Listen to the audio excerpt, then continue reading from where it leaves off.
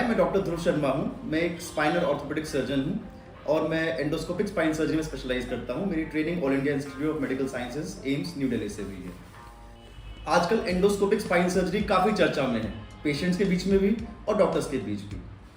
मैं पहले भी 2-3 वीडियोस बना चुका हूँ जिसके अंदर एंडोस्कोपिक स्पाइन सर्जरी के फायदे बताए हुए हैं, जैसे कि small incision, no blood loss, early return to work, lesser rehabilitation time, और इसके मैं लिंक्स भी नीचे डाल देता हूँ।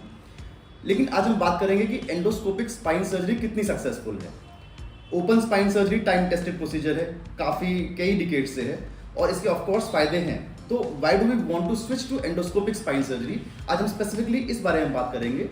3 एस्पेक्ट्स पे बात करेंगे कि ये क्लिनिकली कितनी सक्सेसफुल है, हमारे पेशेंट्स इसके बारे में क्या कहते हैं और हमारा खुद का एक्सपीरियंस एंडोस्कोपिक स्पाइन सर्जरी के बारे में क्या है। तो सबसे पहले हम बात करते हैं क्लिनिकल सक्सेस रेट की, यानी कि रिसर्चर्स क्या कहती हैं। 2022 में अमेरिका में एक बहुत बड़ी स्टडी हुई थी जिसके अंदर ओपन स्पाइन सर्जरी को और एंडोस्कोपिक स्पाइन सर्जरी को कंपेयर किया था।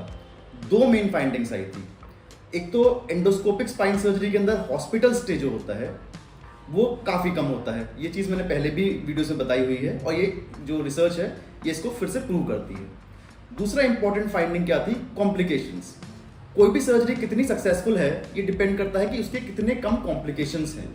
तो open spine surgery versus endoscopic spine surgery में क्या मिला कि वुंड इन्फेक्शंस, वुंड डेहिसेंस मतलब वुंड का फट जाना, चेस्ट कॉम्प्लिकेशंस जैसे कि पल्मोनरी एम्बोलिज्म या फिर निमोनिया, रीनल कॉम्प्लिकेशंस जैसे कि रीनल इनसफिशिएंसी या फिर रीनल फेलियर, डीवीटी मतलब खून का ब्लॉक हो जाना, खून के खत्ते बन जाना पैर के अंदर, यूटीआई मतलब पेशाब का इन्फेक्शन, जनरल बॉडी इन्फेक्शन। ये सारे जो कॉम्प्लिकेशंस हैं, अगर हम ओपन स्पाइन सर्जरी को देखें तो कुछ परसेंटेज उस स्टडी के हिसाब से थे, लेकिन एंडोस्कोपिक स्पाइन सर्जरी में ये सारे कॉम्प्लिकेशंस 0% थे। सेकेंड एस्पेक्ट की बात करते हैं कि इसके बारे में पेशेंट्स क्या कहते हैं। तो सुनिए patient real life success stories. मेरा नाम प्रीति है, मैं फरीदाबाद से हूँ और मैं स्पोर्ट्स मैन हूँ। मैं कबड्डी खेलता था तो मेरी चोट लगी थी कमर में। मैं बहुत परेशान था 1 साल से, ना मुझ पर खड़ा हुआ जाता था ना बैठा हुआ जाता था, चला भी नहीं जाता था मुझ पर।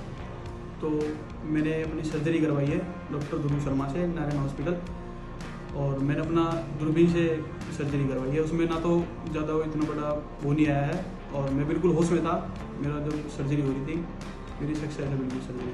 अब मैं बताता हूँ कि मेरा पर्सनल एक्सपीरियंस क्या है open versus endoscopic spine surgery के सक्सेस रेट के बारे में। मैंने करीबन 1000 ओपन स्पाइन सर्जरी कर रखी है और करीबन 100 एंडोस्कोपिक स्पाइन सर्जरीज कर रखी है। सबसे पहली बात करूँ तो पोस्ट ऑपरेटिव पेन मतलब जो पहले 2 दिन के लिए जो पेशेंट को सर्जरी के बाद दर्द रहता है, वो ओपन स्पाइन सर्जरी में अगर हम देखें तो उसका वास्ट स्कोर हम यूज़ करते हैं विजुअल एनालॉग स्केल, वो 8 to 9 रहता है, मतलब काफ़ी सिग्निफिकेंट रहता है ओपन स्पाइन सर्जरी में।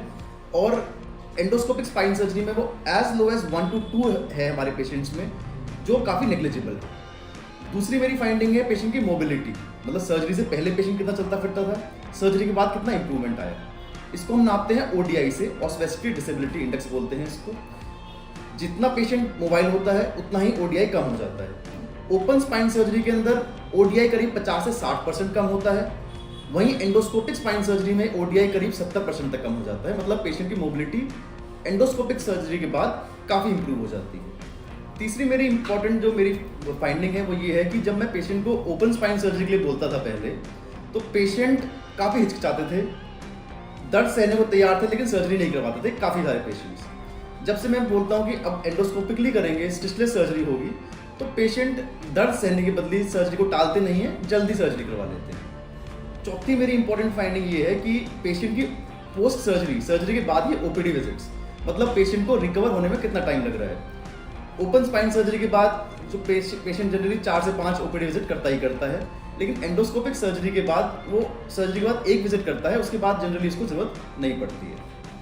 इस सबसे definitely endoscopic spine surgery open spine surgery से ज़्यादा सक्सेसफुल होती है, लेकिन at the same time endoscopic spine surgery हर किसी के लिए नहीं है, हर पेशेंट के लिए नहीं है।